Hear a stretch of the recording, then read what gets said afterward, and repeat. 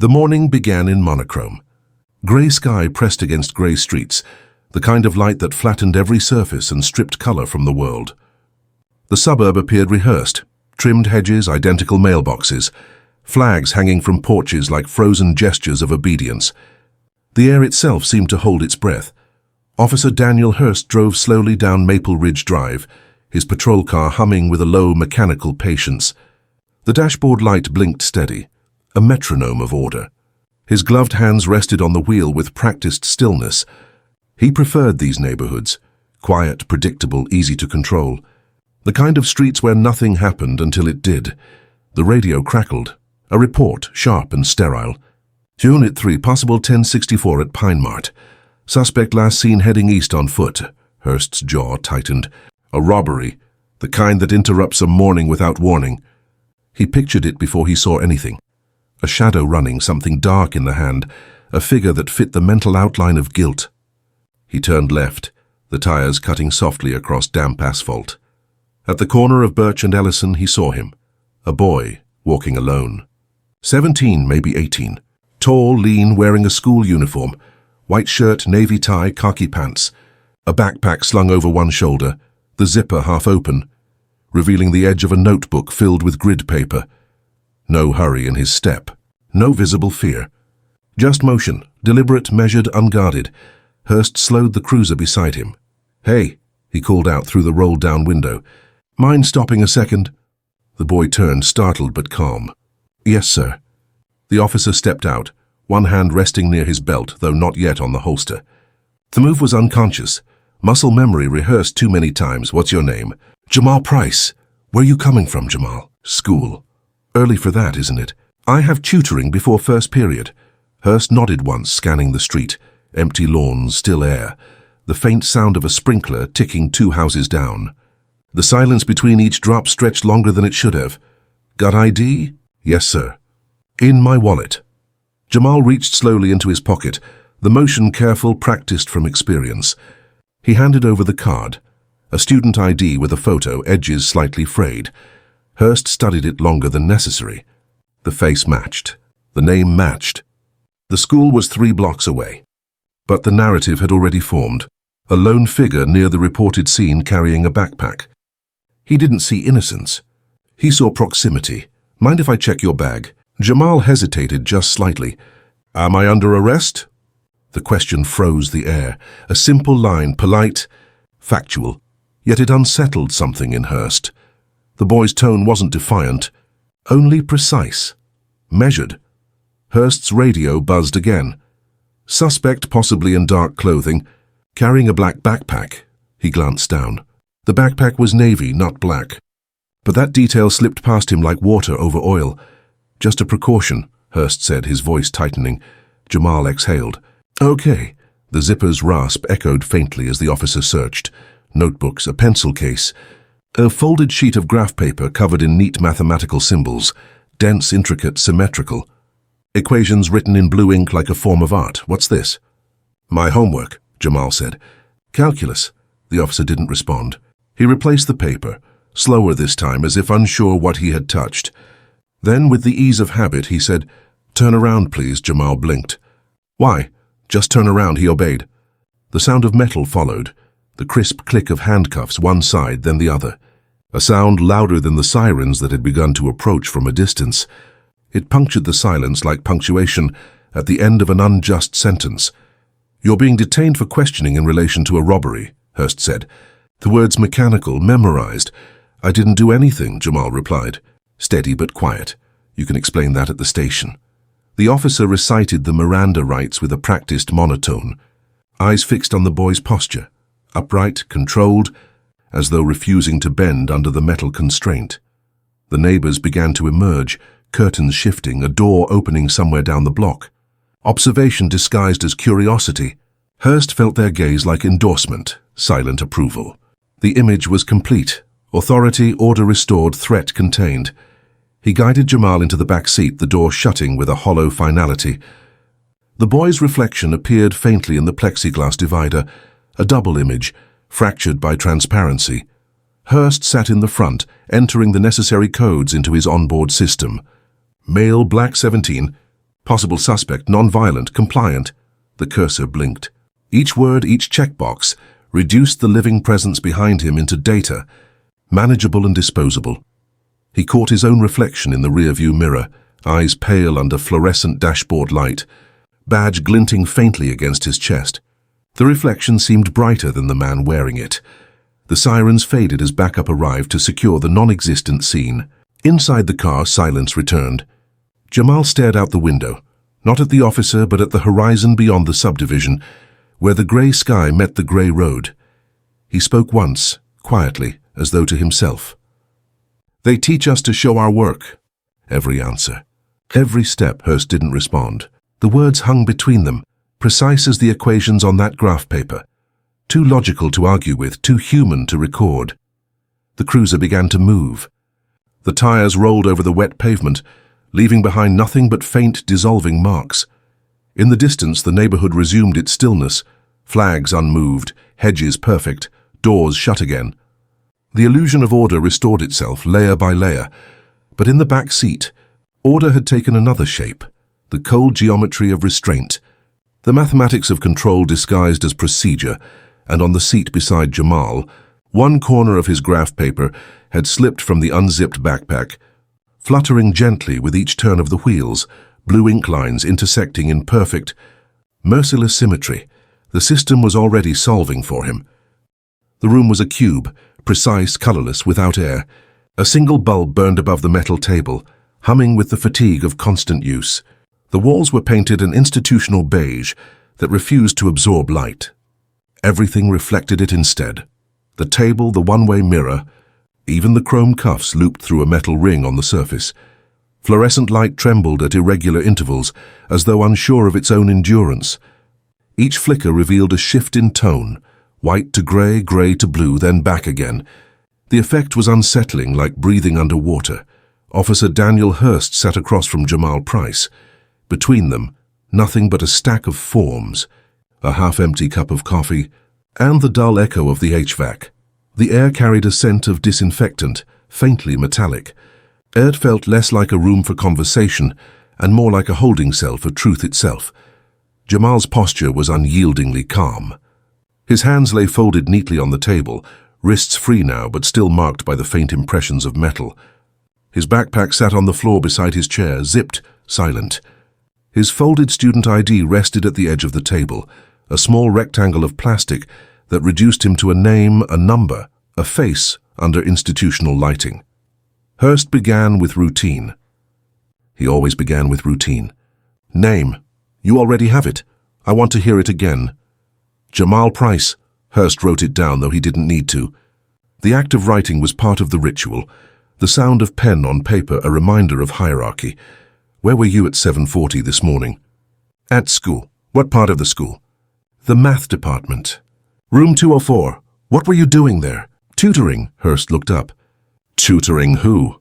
"Myself," Jamal said evenly. "It's quiet before classes. I work through old exam problems." The officer's jaw tightened. He flipped through his notes. His eyes moved not to verify, but to find contradiction. "You were seen walking east from the direction of Pine Mart around 8:05. That's within minutes of the robbery."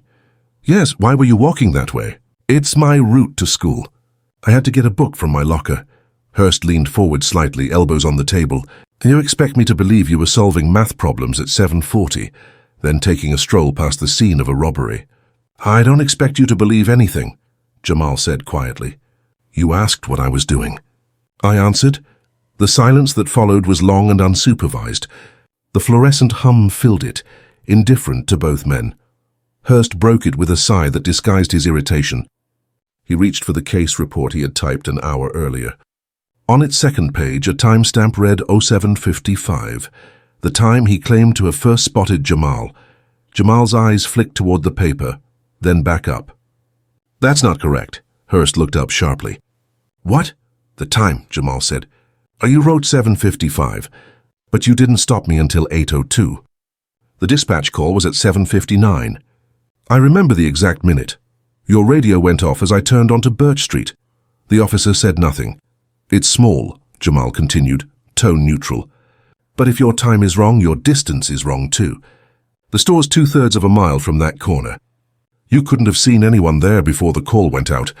He spoke as though describing a mathematical proof, each detail exact, stripped of emotion. The light flickered again. For a moment it left Hurst's face in shadow and illuminated only the boy's. The glint of steady eyes, unafraid, unreadable. You memorized the radio call time? Hurst asked finally. Yes, why? I noticed patterns. Hurst leaned back, folding his arms. I think you're clever. I think I pay attention. The tension in the room shifted almost imperceptibly.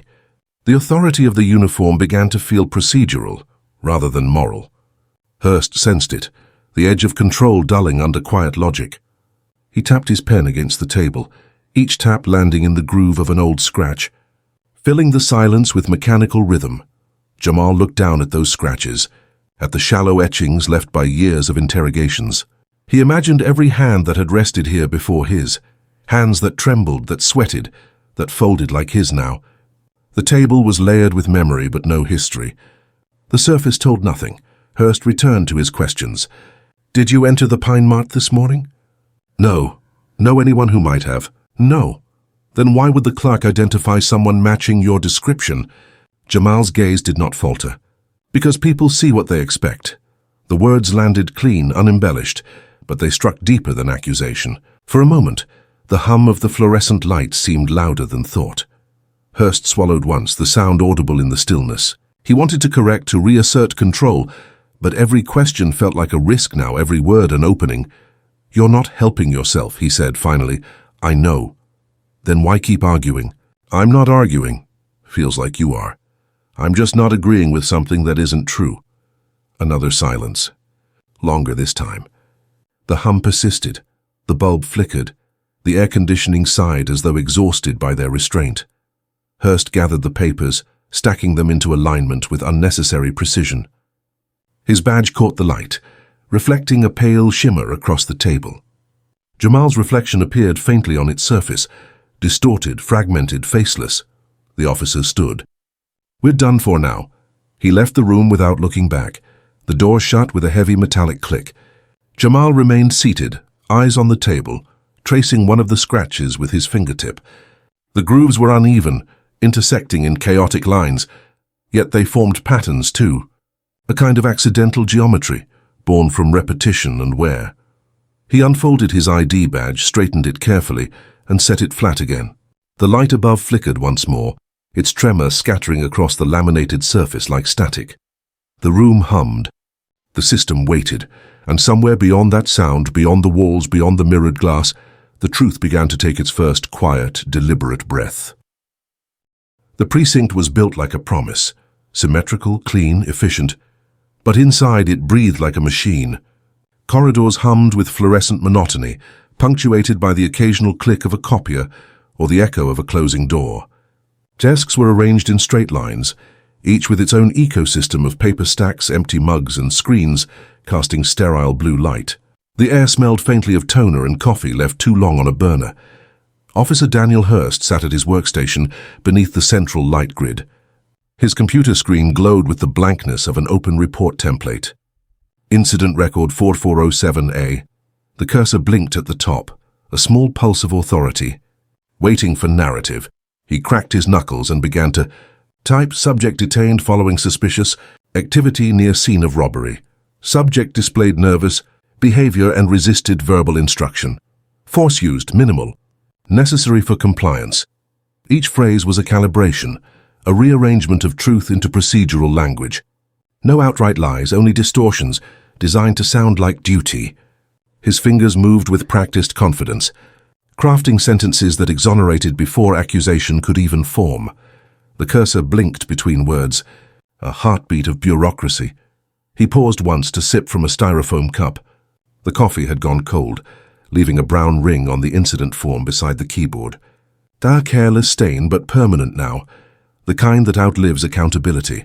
Behind him, printers hummed, spitting out names, codes, timestamps, the sound of justice being manufactured in real time. Phones rang without urgency. The precinct's rhythm was one of contained indifference. Every sound belonged to the same language. Procedure. Hurst read back over his report. Each paragraph sounded neutral, objective. the perfection of official tone. And yet he could feel it, the weight of every small substitution.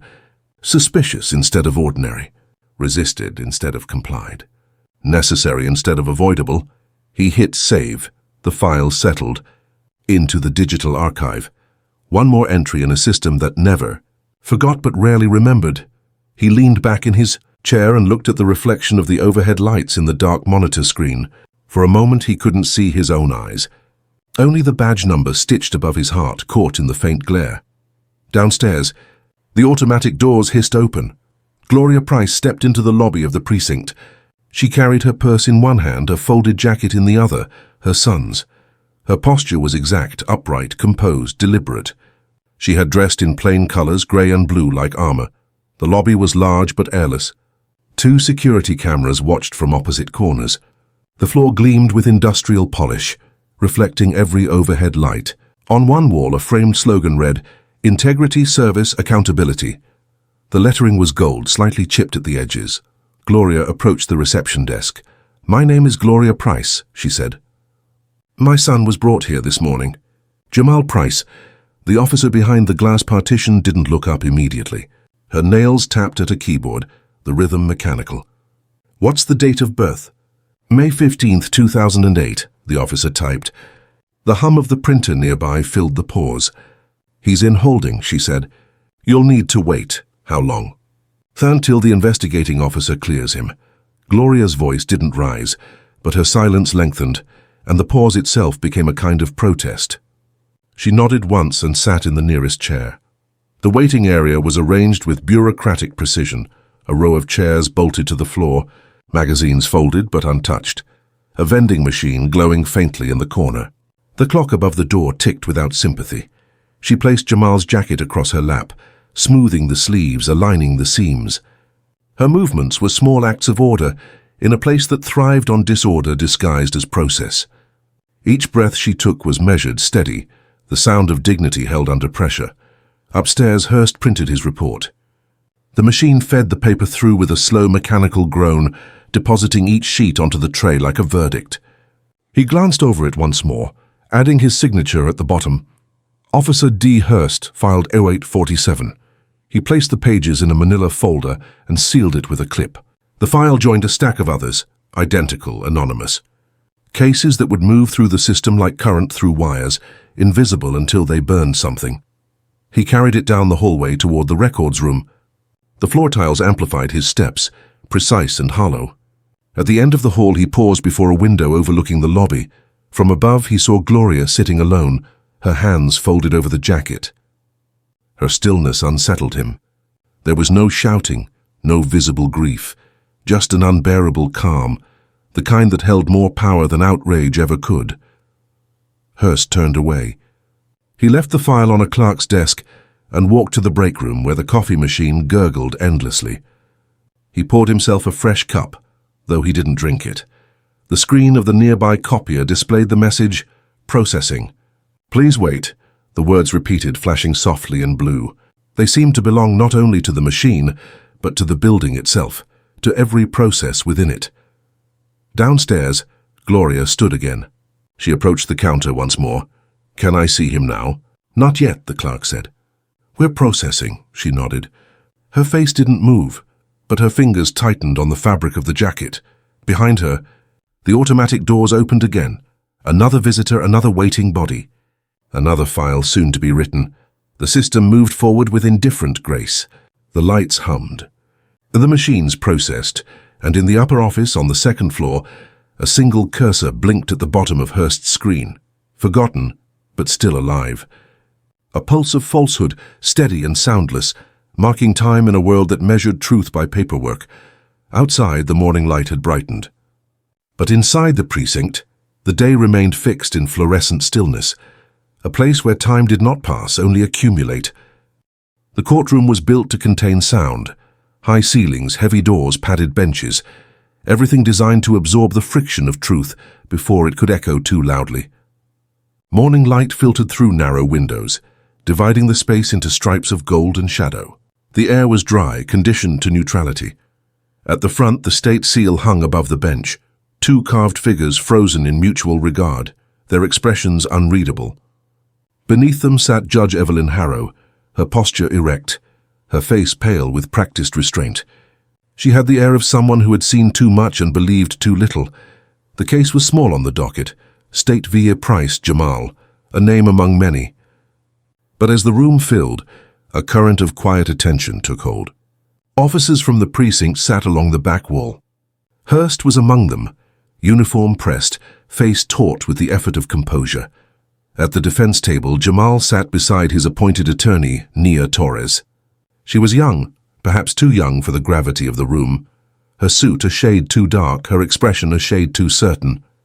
Yet there was a steadiness in her that unsettled even the prosecutor. When the clerk called the case, Nia rose. "Your Honor, we have reviewed the arrest report and would like to address inconsistencies in the stated timeline." Judge Harrow's eyes lifted. "Proceed." Nia placed a thin folder on the table, opened it, and spoke with the precision of someone who had memorized every line. According to Officer Hurst's report, the suspect was detained at approximately 7:55 a.m. Following a dispatch call at 7:52. The alleged robbery occurred at 7:58. However, surveillance footage from the school across the street timestamps Mr. Price entering campus at 7:50. The judge frowned slightly. "You're saying he was already on school grounds before the robbery?" "Yes, Your Honor, and we can verify this further." She turned to Jamal. "Can you please tell the court what you were doing that morning?" Jamal stood. He did not fidget. His voice, when it came, was low but exact, the diction of someone accustomed to being precise in a world that rewarded vagueness. "I was in room 204, math department. I arrived at 7:45. I was reviewing old exam problems before tutoring started." "And how can you confirm that?" He reached into his backpack, unzipped it, and withdrew a worn notebook. The cover was bent, the corners softened from use. He opened to a page near the middle, grid paper filled with symbols, numbers, and neatly penciled timestamps written in the margin. "Each time I start a new problem set, I write the start time in the corner," Jamal said. "That morning I began at 7:46. The next entry, 7:54. That's when I started the second question." He turned the notebook toward the judge. The handwriting was immaculate, small, clean, mechanical in its discipline. It looked less like schoolwork and more like testimony written in a private language of order. Judge Harrow studied the page. Her eyes traced the lines, the equations, the times. "You keep these logs regularly?" "Yes, ma'am." "I like knowing where my time goes." The courtroom was silent. Even the air conditioner seemed to hesitate. Nia continued, "Your Honor, the timestamps align with the security footage from the hallway camera. At the same moment, Officer Hurst reports observing Mr. Price on Birch Street. He was inside the building, solving a calculus problem involving rate of change. The irony was clean, surgical. Rate of change. Hurst shifted in his seat. His hands clasped together on his knee remained perfectly still, too still. His jaw moved once as if to speak, then stopped. The prosecutor cleared his throat. "This doesn't prove the footage hasn't been altered." "It hasn't," Nia replied, steady. "The footage is authenticated by the school's server log. The officer's report, however, contains a manual timestamp, entered post-incident." She looked toward Hurst without turning her head fully, a gesture subtle enough to sting. Judge Harrow leaned back. "Officer Hurst, step forward."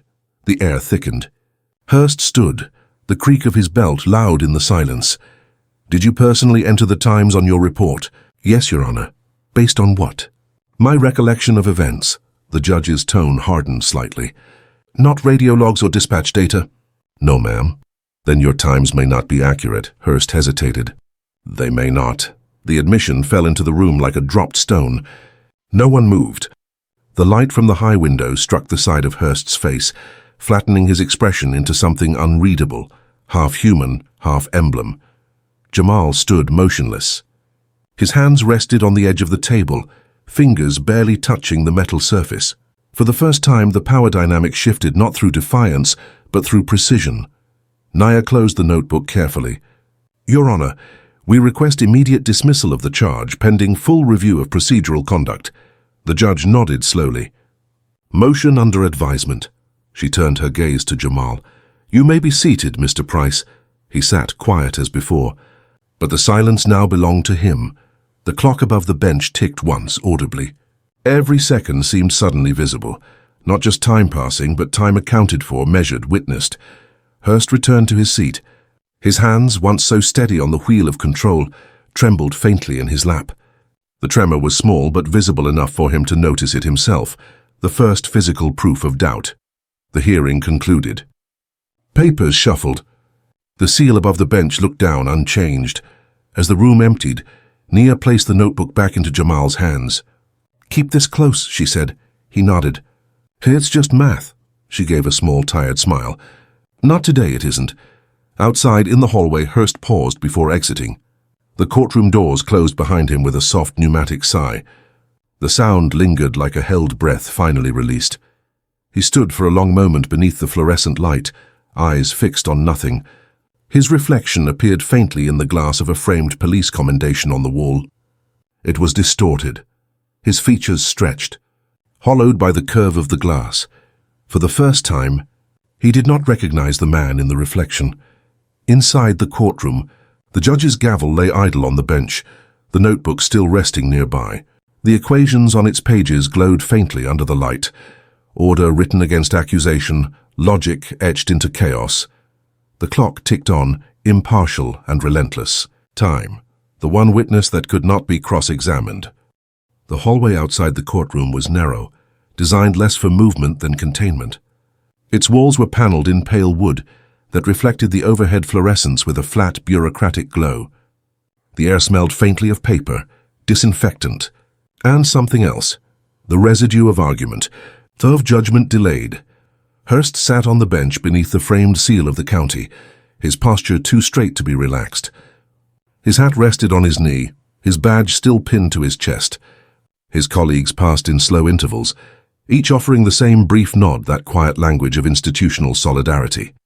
No words, just the acknowledgement of shared inertia. He nodded back each time, though he wasn't sure who they were nodding to, him, the officer or the uniform.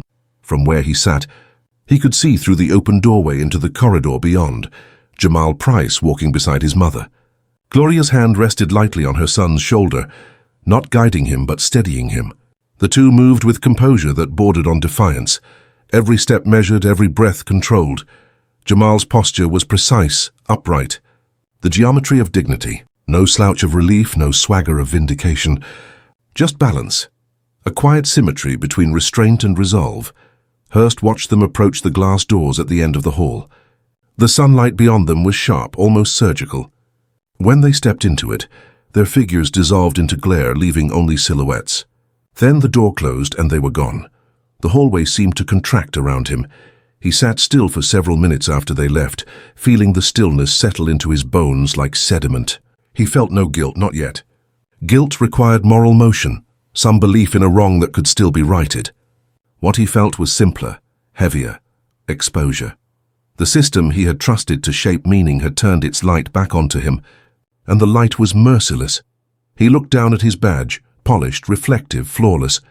The number engraved beneath his name gleamed faintly under the hallway's artificial light. The metal surface reflected his fingers, but not his face. For the first time in his career, he removed it. The clasp clicked softly as he set it on the bench beside him.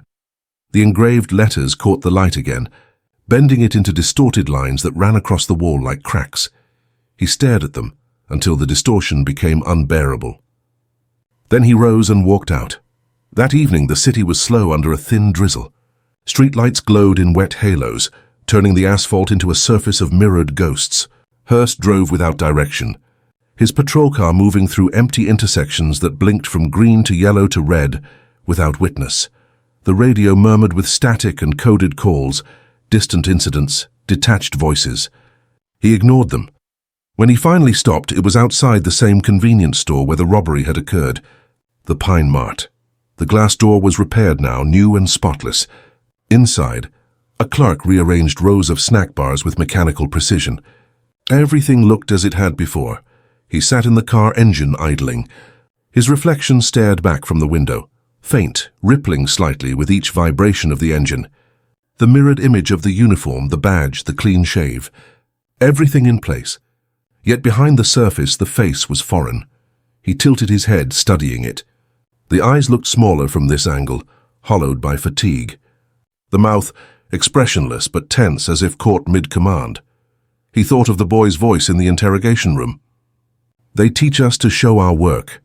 He thought of the math notebook, clean lines, logical progressions, the symmetry of truth expressed without sentiment. What did he have to show for his work? Reports, procedures, words rearranged until they aligned with expectation. He reached for the badge on his chest, fingers hesitating. The metal was cold, heavier than usual. Under the streetlight it glinted once, sharp and white, the false shimmer of authority mistaken for light. The drizzle thickened into rain. Drops gathered on the windshield, merging, streaking, blurring the world beyond. The glow of the streetlight fractured into lines, running down the glass like descending proof of something unspoken. He switched off the engine. The silence that followed was immense. Outside, the rain gathered in shallow pools, each reflecting the same image: his patrol car, the streetlight, the badge glinting faintly through glass. He watched until his own reflection disappeared into the shimmer of water. The outlines broke apart, losing structure, until all that remained was motion. The rain did not wash anything clean. It only revealed what the light had missed. Hurst sat for a long time, neither moving nor deciding. Inside the car, time thickened. The hum of the city dulled to a low, distant pulse, the sound of systems continuing, unbothered. When he finally opened the door, the rain hit the pavement with a hiss. The air smelled faintly of ozone and something burnt, like the residue of electricity. He stood beside the car, watching the streetlight tremble in the puddles. For the briefest moment he saw his badge reflected there, floating, detached from him, from duty, from meaning. He did not pick it up. He did not have to. The rain kept falling, tracing invisible borders between truth and habit, between exposure and understanding, and somewhere beyond the sound of it, faint but certain, the world continued to file its paperwork. Months passed. The season shifted without ceremony, the grey of winter dissolving into a pale, indifferent spring. The city adjusted to its own continuity. Streets swept, reports filed, stories replaced. The fluorescent hum inside the precinct returned to its baseline rhythm, uninterrupted, unrepentant. Officer Daniel Hurst was reassigned. No hearings, no reprimand, just a transfer, from field patrol to administrative oversight. A smaller desk, a quieter corner, the same paycheck. His name appeared on a bulletin once, typed in neutral font: personnel adjustment, effective April 3rd. By then, the incident was already absent from conversation. The arrest had been reviewed, the hearing concluded, the file labeled closed. The system had absorbed the event like a minor fluctuation in data. Logged, categorized, forgotten. Hurst's new office overlooked the motor pool. He spent his days reviewing reports written by younger officers, red-penning phrases, adjusting language to match tone. Apprehended instead of arrested. Subject non-compliant. Action deemed necessary. He read their sentences and recognized his own earlier ones, multiplied across hundreds of documents. Each a replica, efficient and bloodless. The light above his desk flickered intermittently. He never requested maintenance. The rhythm of the flicker matched the beat of his thoughts. He could not decide whether it comforted or condemned him. Sometimes during his lunch break, he drove past Pine Mart. The glass door still gleamed, the same clerk still arranging the same shelves. The world had folded itself back into its original geometry, as though nothing had bent it at all. Across town, in a high school auditorium that smelled faintly of chalk dust and floor polish, Jamal Price stood beneath a banner. Regional Mathematics Competition, Final Round. He wore a pressed shirt and a dark tie. The judges applauded politely as he accepted a small glass trophy, his name engraved beneath a line of gold-foiled text. Cameras flashed once or twice. His photo appeared the next morning on a local news site, framed by an earnest headline: "Teen overcomes adversity to win regional math title." The article ran for 2 days before being replaced by newer stories: a traffic accident, a city budget dispute, a sports score. The comments section closed quietly, the link archived without malice. Jamal didn't check it again. He spent his evenings at the kitchen table, working through college applications under the steady eye of the same desk lamp he had used for years. The equations filled the margins of his notebooks, calm, symmetrical, untouched by the noise of the world outside. Gloria Price kept the article printed on plain paper, folded neatly inside a manila folder, along with every document from the case: arrest report, hearing transcript, dismissal order. The folder itself was labeled in her handwriting, careful, even deliberate. Jamal, cleared case. The papers inside still smelled faintly of toner and the cold air of the courthouse. Each edge was aligned with the next, forming perfect corners. She placed the folder into the bottom drawer of the cabinet in her living room, aligning it flush with the others: tax forms, birth certificates, property documents. The rhythm of order. Her hand lingered on the drawer handle before she pushed it closed. The metal slid softly, locking with a muted click. The silence afterward was full. Elsewhere, the precinct moved as always. A printer jammed and was unjammed. A coffee pot hissed empty. The overnight sergeant made the same dry joke he'd made every shift for 15 years. The forms kept generating themselves, stamped with new names, new dates, old language. The filing cabinets in the records room stood in perfect rows, hundreds of drawers filled with thousands of pages. The air inside was colder there, conditioned to preserve.